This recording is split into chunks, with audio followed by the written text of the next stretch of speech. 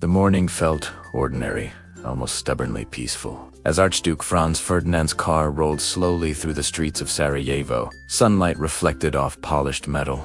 Crowds leaned in for a better look, and nothing in the air suggested history was holding its breath. The route had been planned, rehearsed, approved. Soldiers stood ready. Officials watched closely. Every detail was controlled except one, because somewhere between the maps, the driver, and a single misunderstood instruction, a tiny mistake slipped in unnoticed. Not dramatic, not suspicious. Just a simple wrong turn. And in less than a minute, that small human error would begin a chain of events powerful enough to reshape the entire world. Inside the car, conversation drifted lightly, the kind people make when they believe the tense part of the day is already behind them. What no one inside realized was that just streets away stood a thin, nervous teenager named Gavrilo Princip, lingering near a cafe, convinced his chance had already slipped through his fingers. Minutes earlier, the motorcade had passed too fast for him to act. The plan had failed. History, it seemed, had decided to move on without him. Then the driver slowed, hesitated, and turned onto the wrong street. Suddenly, impossibly, the royal car rolled to a stop, right in front of him.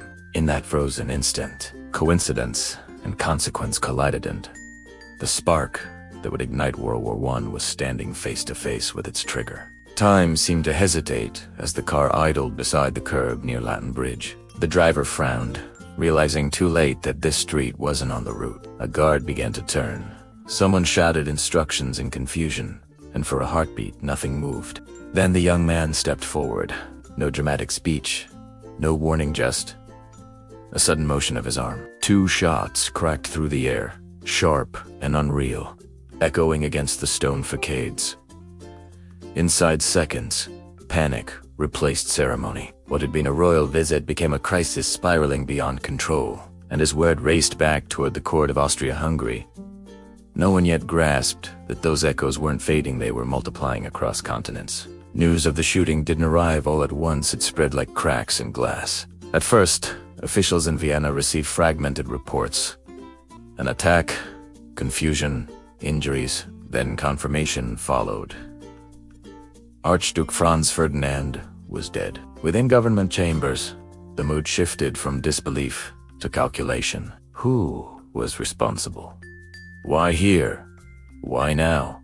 Fingers quickly pointed beyond the assassin himself, toward whispers of a shadowy nationalist network known as the Black Hand, allegedly tied to factions inside Serbia. What had looked like a tragic street crime began transforming into something far more dangerous. Political spark hovering over a continent already soaked in tension, waiting for an excuse to ignite. Telegrams began flying across Europe like sparks in dry grass. In Germany, advisors urged Kaiser Wilhelm II to stand firmly beside his ally. In Russia, Nicholas II faced pressure to defend fellow Slavs.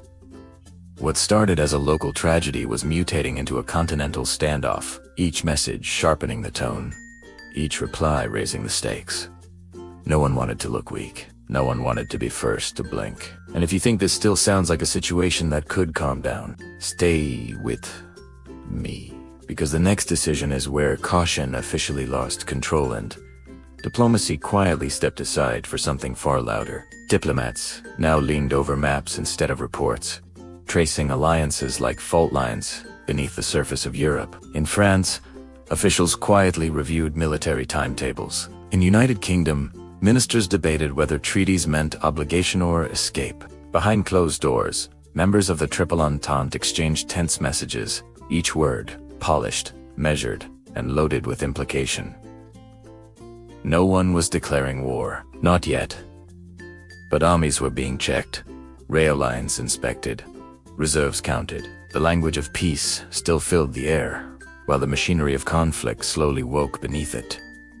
The astonishing part, all of this motion, all of this calculation, all of this fear, was still unfolding because of a single wrong turn on a quiet street days earlier. Investigators soon realized the shooting itself wasn't the real turning point, it was what followed. In the days after, leaders dissected motives, connections, and conspiracies, trying to decide whether this was terrorism, rebellion, or an act of war in disguise. At the center of the storm stood Leopold Berthold, weighing a response that had to look strong, swift, and unquestionable. The document he approved would become one of the most infamous ultimatums ever delivered. Its demands so strict they were almost impossible to accept. Historians would later name this tense countdown the July Crisis moment, when every hour tightened the knot. Because now, the situation wasn't about one assassination anymore. It was about pride, power, and who would dare refuse. The ultimatum arrived in Serbia like a document wrapped in thunder. Its demands weren't just strict, they were humiliating, written to be rejected. Officials read each line slowly, exchanging looks that said what no one dared speak aloud. Acceptance meant surrendering sovereignty. Refusal meant war. When the reply was finally sent, it agreed to most conditions, but not all.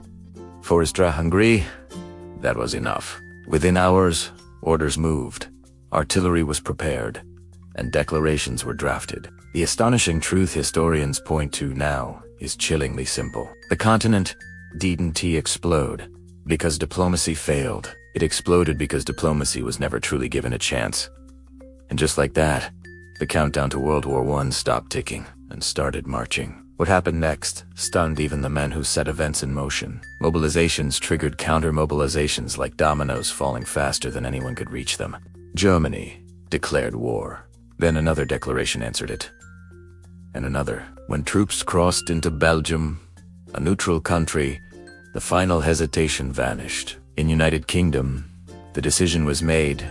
This was no longer a regional crisis, it was a continental one. Within days, what began as a street corner encounter had transformed into World War I. A conflict involving empires, millions of soldiers, and battle lines stretching farther than anyone had imagined.